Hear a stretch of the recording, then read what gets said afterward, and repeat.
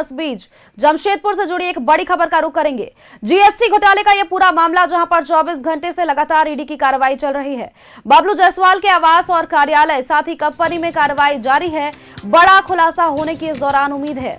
बबलू जायसवाल का बेटा राज जायसवाल और बबलू जायसवाल की कोलकाता में पूछताछ चल रही है। तो ये बड़ी अपडेट आपको दे रहे हैं। जीएसटी घोटाले को जुड़ा हुआ ये पूरा मामला जहां पर लगातार अगर बात करें तो झारखंड साथ ही बंगाल, महाराष्ट्र में कई जगहों पर छापेमारी एक साथ ईडी ने की।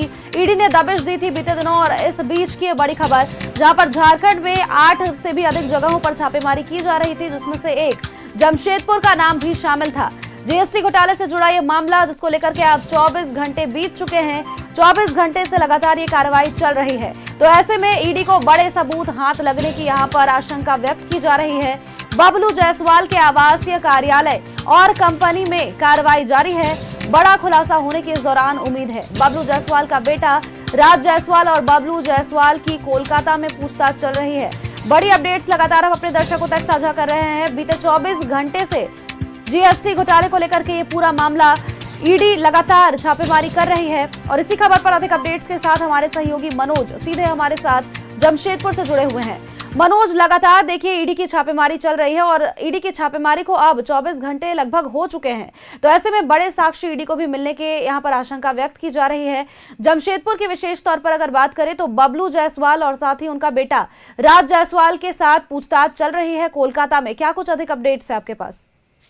लेकिन निश्चित तौर पे ये जो स्क्रैप कारोबारी है बबलू जायसवाल, और ये कैसे पैसा को जीएसटी का घोटाला कैसे करता है, वो इसको लेकर ईडी के रडार पे था। और ईडी जब पिछले बार 730 करोड़ का जब जीएसटी घोटाला किया था, उसके बाद ईडी की निगाहें इस पे थी और ईडी लगातार मॉनिटरिंग कर रहा था। और उसके बाद जब ये जेल से निकल कर आया तो वही मास्टरमाइंड यानी नौटवर लाल का काम करने लगा। ये छोटी छोटी कंपनियां बनाता है, लोगों को ऑनलाइन जो है वो अपने कंपनी में जॉब देता है और उसका आधार कार्ड, पैन कार्ड मांगाता है और उसके नाम पे कंपनी बनाकर जीएसटी घोटाला करता है।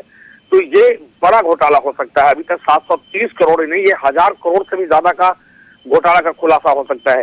हालांकि पिता पुत्र दोनों मिलकर अभी इस कंपनी में घोटाला कर रहा था।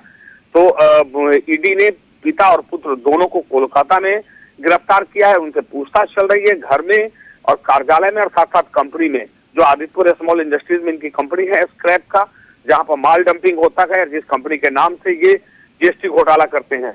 तो इन तीनों जगहों पे और कोलकाता 4 जगहों पे लगातार छापेमारी चल रही है। 24 घंटा से ज्यादा बीत चुका है और बड़ा खुलासा हो सकता है।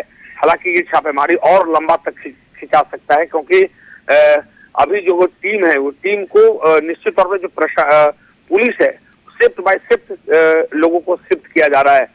कल शाम में दूसरी शिफ्ट आई थी, अभी अहले सुबह दूसरी फोर्स को यहाँ पर लगा दिया गया है। तो आप समझिए कि बड़ा खुलासा हो सकता है और इसमें एक बड़े तार जुड़े हुए हैं।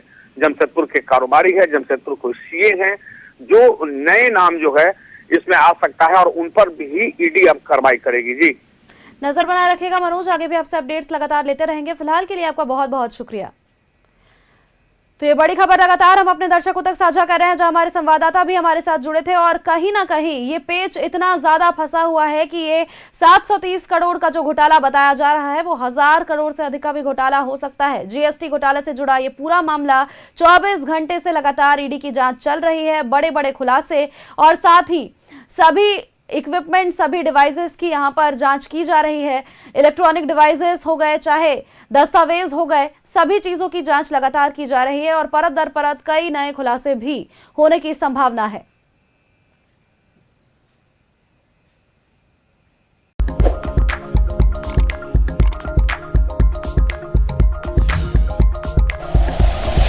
Like and share videos, subscribe करें हमारा चैनल और प्रेस करें बेल आइकॉन। न्यूज़ 11 भारत, सच है तो दिखेगा।